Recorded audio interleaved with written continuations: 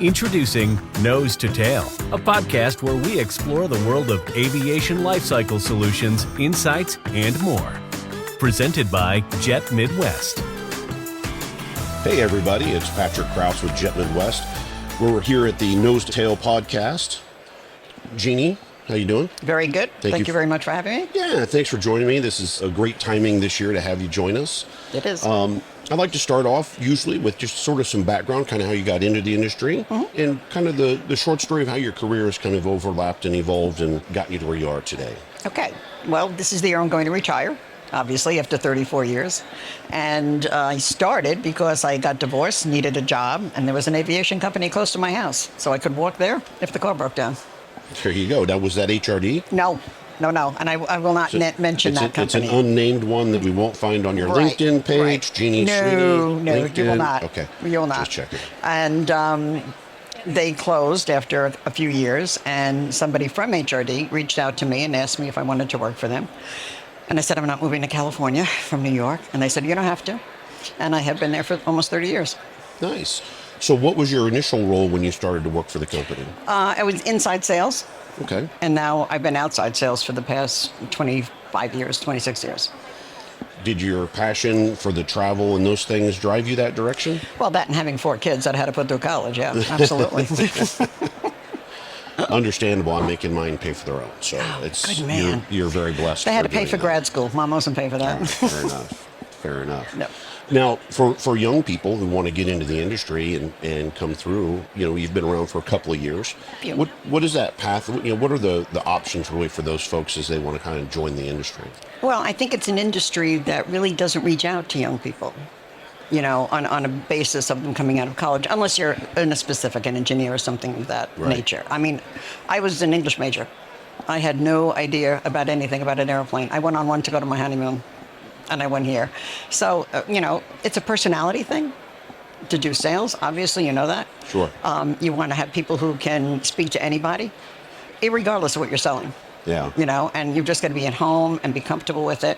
And you know that you make relationships, which is what it's all about. Absolutely. You can sit in front of a computer, but you have to have that face-to-face. And you can tell with somebody if they can do it or they can't. And there are a lot of kids out there that I think you need to reach out to. Yeah, I would agree. When we very first moved up to the overhaul base in Kansas City, one of the things that we recognized very quickly is that there was really no awe in aviation in Kansas City, which used to be a fairly large hub of aviation activity that just kind of has disappeared. Once TWA went out of business and was purchased by American, it was 1999, I think.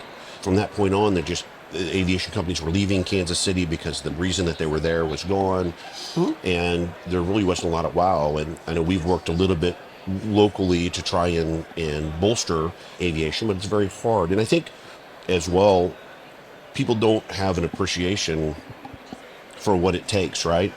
With the engineering and all of the people here at the show, tens of thousands of people to make sure your airplane takes off.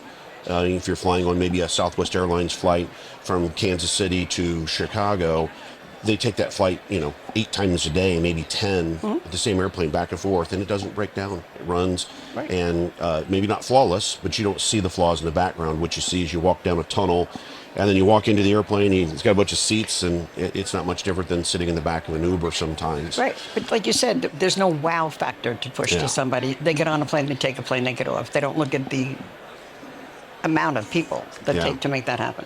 I certainly think it's our obligation as more veteran people in this industry to really make sure that people do kind of get that passion.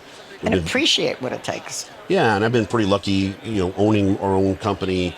My brother and sister and I have had the opportunity to kind of bring some people through, and some of them worked for us for a while and left, and we've had some great opportunities to have some young people grow up with us a little bit.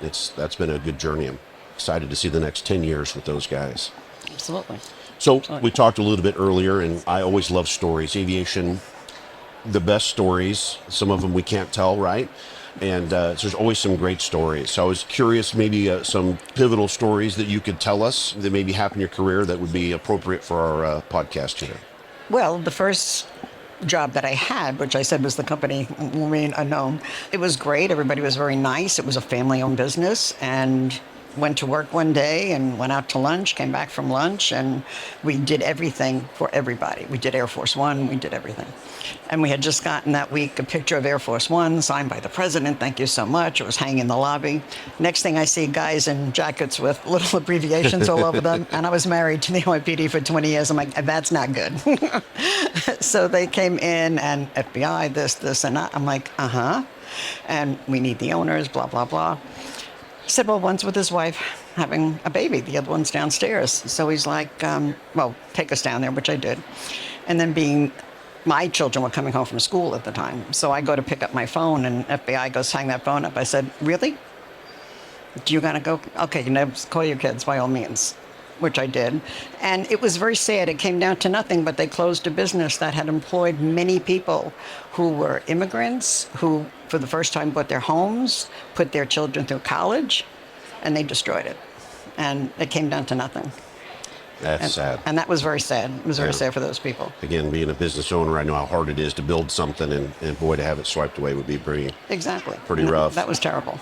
Yeah. And as far as a good story, I would have to say HRD has been a great story for me for 27 years, 28 years.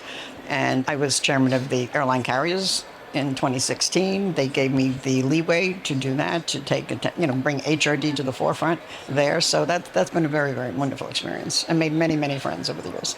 So in that event, there's certainly a lot of energy that goes into putting that on because it is huge. Tell me a little bit about that experience. What was it like to maybe have to share leadership roles with other leaders, right? There's probably a lot of A personalities in that group. What was that like? Well, when you go into ACPC, you start as a volunteer.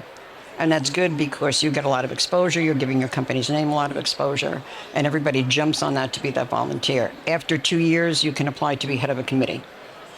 And I did that. And then you're in charge of people the volunteers or this thing or that thing or A&F. And if you've attended, so you know the various things that are there.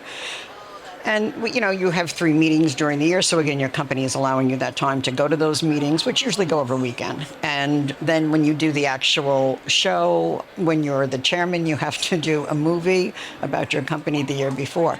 These movies were always very cut and dry. This is our company. This is what they do.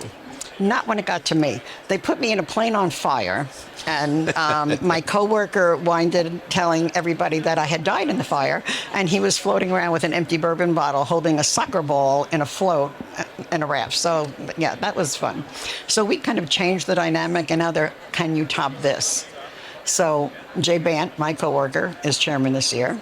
So his movie was hysterical. We had him doing at our Texas facility, it was 106 degrees. He's doing like a Clint Eastwood, Good, the Bad, and the Ugly, riding a horse across into the thing. So it was scary for the horse, but it was really good. It was very good. There's a lot of work that goes into that, just like anything else. But it's volunteer. You're not getting paid for it. And people really have a love for it, They don't want to go away from it. They want to stay with it. You make lifelong friends in it. Well, I can tell you, I personally appreciate you guys setting a new standard with the videos. Yeah. My first ACPC was in 2005, and I got to say, by the time you get to that final day event, you're already wiped out, and you don't really have much attention span, and frankly, you're kind of bored watching some of those. So I appreciate you guys livening it up a little bit, and that's absolutely awesome. We're all about entertaining. Yeah, exactly. It's been wonderful. We'll continue this discussion on the next episode of Nose to Tail, a podcast presented by Jet Midwest. Don't forget to please like and subscribe to our channel.